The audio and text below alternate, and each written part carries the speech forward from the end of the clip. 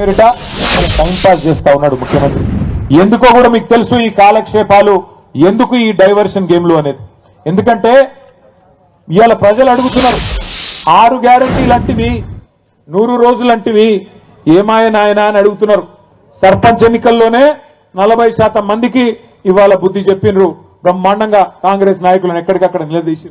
అందుకే రోజొక్క టైంపాస్ కార్యక్రమం పెట్టకపోతే ప్రజలు నిలదీస్తారు, అడుగుతారు. పాలమూరు రంగారెడ్డి ఎత్తిపోతల పథకం మీద కేసీఆర్ గారు మొన్న అరటి పండు ఒలిచి నోట్లో పెట్టినట్టు రాష్ట్రం మొత్తంలోని వ్యవసాయదారులకు అర్థమయ్యేటట్టు చెప్పిండు. ఎట్లా బీఆర్ఎస్ ప్రభుత్వం 90% పనులు పూర్తి చేసింది. పాలమూరు జిల్లాలోని 14 నియోజకవర్గాలకు, రంగారెడ్డి జిల్లాలోని 6 గ్రామీణ నియోజకవర్గాలకు, అట్లాగే మన దక్షిణ పశ్చిమ నల్లగొండలో, సౌత్ వెస్ట్ నల్లగొండలో మునుగోడు, దేవరకొండ, కొంత నల్లగొండ నియోజకవర్గం, కొంత నాగార్జున సాగర్ నియోజకవర్గానికి లాభమయ్యే విధంగా డిండి ప్రాజెక్టును కూడా అక్కడ తీసుకున్న నీళ్లతోనే ఎట్లా మేము ప్రయత్నం చేసినాం, ఎట్లా 90% పనులు పూర్తయినాయి, ఎట్లా 10% ఈ 2 ఏళ్లుగా అసలు పని చేయకుండా పండబెట్టినరు. ఇవన్నీ కేసీఆర్ గారు మీకు అర్థమయ్యేటట్టు చెప్పిండ్రు. చెప్పడం మాత్రమే కాదు, కేసీఆర్ గారు ఏమన్నారు, ఆ డిపిఆర్ అంటే డీటెయిల్డ్ ప్రాజెక్ట్ రిపోర్టు ఏదైతే దేని ఆధారంగానైతే మనం అన్ని అనుమతులు తెచ్చినామో దాన్ని కూడా తిప్పి పంపితే 6-7 నెలలుగా కనీసం మాట్లాడే తెలివి లేదు. ఆఖరికి ఆ ప్రాజెక్టుని కుదించే ప్రయత్నం చేస్తున్నావు, తెలంగాణకు ముఖ్యంగా కృష్ణా నీళ్లలో అన్యాయం తలబెట్టే ప్రయత్నం చేస్తున్నామని చెప్పి కేసీఆర్ గారు గర్జిస్తే దానికి సమాధానం చెప్పే సత్తా లేదు కాబట్టి ఏం చేయాలి, కేసీఆర్ మీద కేసు పెడుతున్నా అని లీక్ ఇవ్వాలి. దాంతో తెల్లారి పేపర్లను కాళ్ళు పట్టుకొని తెల్లారి తాటికాయంత అక్షరాలతోని కేసీఆర్ కు నోటీసులు అని చెప్పి తెల్లారి పేపర్లు రాయించాలి, ప్రజల దృష్టి మల్చాలే. ఇది ఆయన ఉద్దేశం.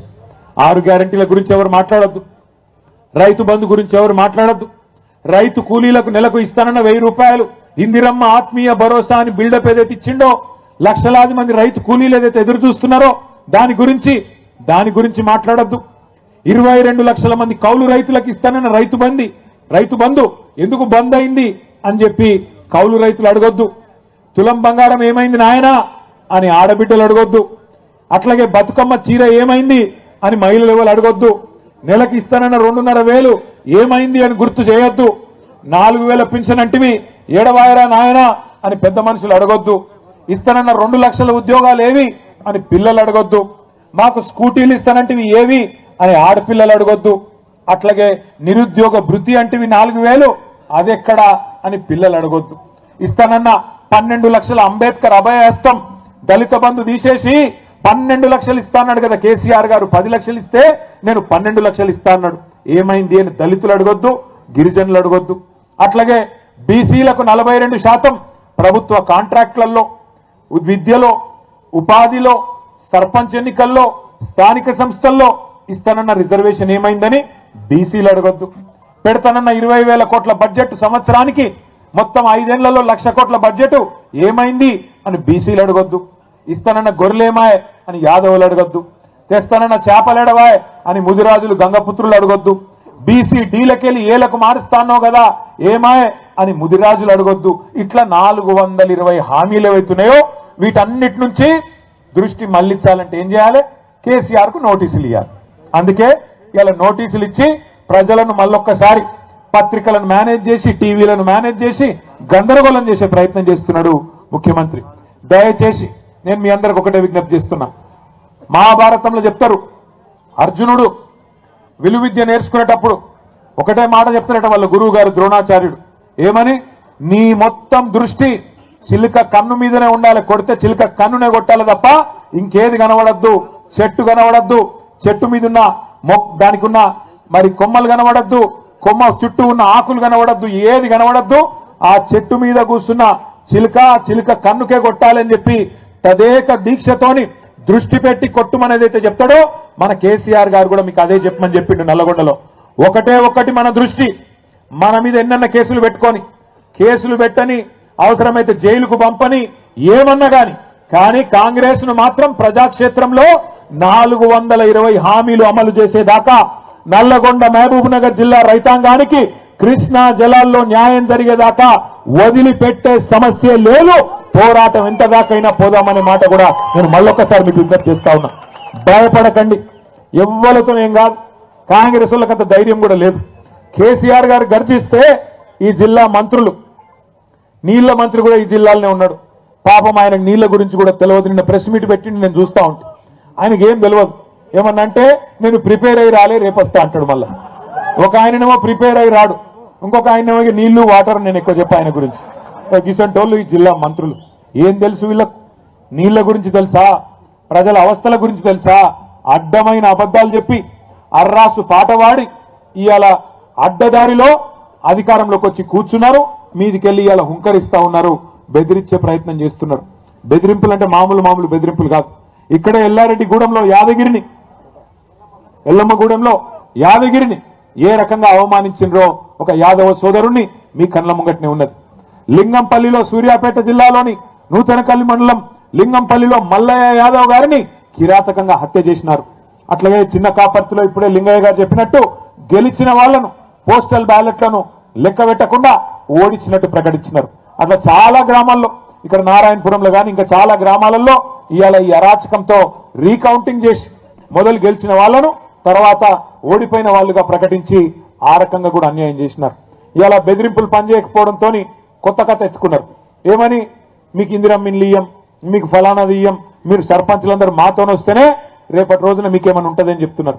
నేను మీ అందరికీ ఒకటే గెలిచిన మా గౌరవ సర్పంచులకు, ఉప సర్పంచులకు ప్రత్యేకంగా నేను విజ్ఞప్తి చేస్తా ఉన్నా. ఒక్కసారి మీరు పరిస్థితి గమనించండి. గెలిచిన కాంగ్రెస్ ఎమ్మెల్యేలకే ఇవాళ దిక్కు లేదు అక్కడ. మీరు చూడండి, నేను చెప్పేది అబద్ధం కాదు. ఒక ఎమ్మెల్యే గారు, కాంగ్రెస్ ఎమ్మెల్యే నిజామాబాద్ జిల్లాలో, కామారెడ్డి జిల్లాలో, ఇక రేవంత్ రెడ్డి గారు నిధులు ఇస్తలేడు అభివృద్ధికి అని చెప్పి ప్రపంచ బ్యాంకుకు ఉత్తరం రాసిండు ఆయన. అయ్యా నాకు ఒక 100 కోట్లు ఇవ్వండి, మా ముఖ్యమంత్రి గారు పైసలు ఇస్తలేడు, అభివృద్ధికి పైసలు లేవంట అని ఆయన ఉత్తరం రాసుకున్నాడు. అట్లాగే ఇంకొక ఎమ్మెల్యే గారు, మహబూబ్ నగర్ జిల్లా ఎమ్మెల్యే గారు, కాంగ్రెస్ ఎమ్మెల్యే ఎన్ఎం శ్రీనివాసరెడ్డి, ఆయన కుల్లో చెప్తున్నాడు కాంగ్రెస్ ఎమ్మెల్యేలకు పైసలు లేవు, ప్రభుత్వం దగ్గర డబ్బులు లేవు, మాకు పెళ్లిళ్లకు పేరెంటాలకు పోవడం తప్ప మాకు ఏ పని లేకుండా పోదు అని చెప్పి ఆ ఎన్ఎం శ్రీనివాసరెడ్డి గారు చెప్తా ఉన్నాడు. ఇది మీకు ఎందుకు చెప్తున్నా అంటే, గెలిచిన ఎమ్మెల్యేల పరిస్థితి ఇట్లా ఉన్నది. వాళ్ళు అనుకుంటున్నారు, కాంగ్రెస్ ఎమ్మెల్యేలు మేము అనుకుంటే సర్పంచులను ఇబ్బంది పెట్టగలుగుతామని వాళ్ళు అనుకుంటున్నారు. కానీ మీకు రక్షణగా నిలబడేది, మీకు రక్షణకు వచ్చేది, మీ హక్కులను కాపాడేది ఒకరే ఒక్కరు, డాక్టర్ బాబాసాహెబ్ అంబేద్కర్ రాసిన రాజ్యాంగమే మీకు ఇవాళ హక్కుగా అండగా నిలబడుతుందని చెప్పి మాట నేను విజ్ఞప్తి చేస్తా ఉన్నా. ఈ పైసలు ఏవైతే వాళ్ళు చెప్తున్నారో, నేను ఇయ్యా ఇచ్చేస్తా అజ్జేస్తా అని, ఎవడి అబ్బ సొమ్ము కాదు, ఎవడి అత్త సొమ్ము కాదు. ప్రజల పైసలు, పన్నుల రూపంలో ప్రజలు కట్టిన పైసలను మళ్ళీ తిరిగి వారి కోసమే ఖర్చు పెట్టడం ప్రజాప్రతినిధులుగా మన బాధ్యత. ప్రజాప్రతినిధులుగా ఇవాళ దేశంలో 5 అంచెల్లో ప్రభుత్వాలు ఉన్నాయి. ఢిల్లీలో కేంద్ర ప్రభుత్వం ఉన్నది, ప్రధానమంత్రి గారు, మంత్రి మండలి, ఎంపీలు ఢిల్లీలో ఉంటారు. రాష్ట్రంలో రాష్ట్ర ప్రభుత్వం ఉంటుంది, ముఖ్యమంత్రి గారు, మంత్రి మండలి, ఎమ్మెల్యేలు, ఎమ్మెల్సీలు రాష్ట్రంలో ఉంటారు. కొద్దిగా కిందికి వస్తే జిల్లా పరిషత్, ఇప్పుడు జిల్లా పరిషత్ లేదు కానీ జిల్లా ప్రభుత్వం జిల్లా పరిషత్ రూపంలో ఉంటుంది. ఇంకొద్దిగా కిందికి వస్తే మండల పరిషత్తు, మున్సిపాలిటీలు, ఇక్కడ మండల పరిషత్తు, అక్కడ మున్సిపాలిటీలు. ఇంకా కొద్దిగా కిందికి వస్తే గ్రామ స్థాయిలో గ్రామ పంచాయతీల్లో మీరే బాసులు. ఈ మాట ఎందుకు అంటున్నా అంటే, రాజ్యాంగంలోనే అంబేద్కర్ గారు రాసినారు 5 అంచెల ప్రభుత్వం గురించి. ఈ 5 అంచెల ప్రభుత్వంలో రాష్ట్రానికి ముఖ్యమంత్రి ఎట్లనో గ్రామానికి సర్పంచ్ గారు అట్లా అనే మాట నేను విజ్ఞప్తి చేస్తా ఉన్నా. మీకు వచ్చే నిధులు మీకే వస్తాయి, మీ హక్కుగా. ఎవరో మీకు భిక్షమేస్తేనో, ఎవరో మీకు ఇట్లా చేయి విధులిస్తేనో వచ్చేది కాదు. ఫైనాన్స్ కమిషన్ ద్వారా రాజ్యాంగం ప్రకారం ఇవాళ ఢిల్లీలో రూపాయి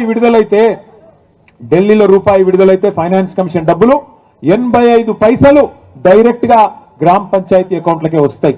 10 పైసలు మండల పరిషత్ అకౌంట్లోకి పోతాయి, 5 పైసలు మాత్రమే మీకు జిల్లా పరిషత్ అకౌంట్లోకి వస్తాయి. జిల్లా పరిషత్కు, మండల పరిషత్కు కొన్ని వేరే నిధులు కూడా వస్తాయి. కేసీఆర్ గారి ప్రభుత్వం ఉన్నప్పుడు ఏ రకంగా ఉండేది గ్రామాల పరిస్థితి ఒక్కసారి గుర్తు తెచ్చుకోండి. బ్రహ్మాండంగా రూపాయి ఢిల్లీ నుంచి ఫైనాన్స్ కమిషన్ డబ్బులు విడుదలైతే రాష్ట్రంలో పల్లె ప్రగతి పేరిట కేసీఆర్ గారు ప్రోగ్రాం పెట్టి ఆ రూపాయికి ఇంకొక రూపాయి తోడేసి జీతం ఇచ్చినట్టే మొదటి వారంలోనే మీకు గ్రామ పంచాయతీ ఖాతాల్లో డబ్బులు డిపాజిట్ అయ్యేది. సర్పంచులకు నిధులు ఇవ్వడమే కాదు, విధులు కూడా గుర్తు చేయాలన్న ఉద్దేశంతో ప్రతి గ్రామంలో మంచి పనులు కేసీఆర్ గారి నాయకత్వంలో 10 ఏళ్లు మనం చేసుకున్నాం. చెట్లు పెట్టుకున్నాం, ఇవాళ ఏ ఊరికి పోయినా బ్రహ్మాండంగా చెట్లు మనకు స్వాగతం పలుకుతా ఉన్నాయి. 270 కోట్ల మొక్కలు కేసీఆర్ గారి నాయకత్వంలో తెలంగాణకు హరితహారం అనే పేరిట రాష్ట్రం మొత్తంలో పెట్టుకున్నాం. దేశంలో ఎక్కడ లేదు. ప్రతి గ్రామానికి ఒక నర్సరీ, ప్రతి గ్రామంలో ఒక నర్సరీ, ప్రతి గ్రామంలో చెత్తను సేకరించడానికి ఒక ట్రాక్టర్, ఆ మొక్కలకు నీళ్లు పోయడానికి మనం హరితహారంలో పెట్టిన మొక్కలకు నీళ్లు పోయడానికి ఒక ట్యాంకర్, అట్లాగే ఆ చెత్తను పారేయడానికి ఒక డంపింగ్ యార్డ్. మనుషులు చనిపోతే భారతదేశంలో ఎక్కడా లేదు. ప్రతి గ్రామంలో ఒక వైకుంఠ ధామం, అట్లాగే పిల్లలు ఆడుకోవడానికి క్రీడా ప్రాంగణం, పెద్ద మనుషులు తిరగడానికి ఒక పార్కు, పల్లె ప్రకృతి వనం. భారతదేశంలో ఎక్కడా ఒక గ్రామంలో ఇన్ని సౌలతులు లేవు. అందుకే కేసీఆర్ గారి నాయకత్వంలో తెలంగాణ పల్లెలను మనం అద్భుతంగా మార్చుకున్నాం. కాబట్టే భారతదేశంలో ఉత్తమ గ్రామ పంచాయతీలు ఎక్కడ ఉన్నాయి అని కేంద్ర ప్రభుత్వం లెక్కదీస్తే టాప్ 20 మొదటి 20 ఎక్కడున్నాయని లెక్కదీస్తే 20కి 20 తెలంగాణలో ఉన్నాయి కేసీఆర్ గారి నాయకత్వంలో అని కేంద్ర ప్రభుత్వమే మనకు కితాబిచ్చింది. 3% కంటే తక్కువ జనాభా భారతదేశంలో తెలంగాణది. కానీ ఉత్తమ గ్రామ పంచాయతీలకు అవార్డులు ఇస్తే జాతీయ పంచాయతీరాజ్ దినోత్సవం నాడు 3% జనాభా ఉన్న తెలంగాణ 30% అవార్డులు గెలుచుకున్నది అంటే దానికి కేసీఆర్ గారి దక్షత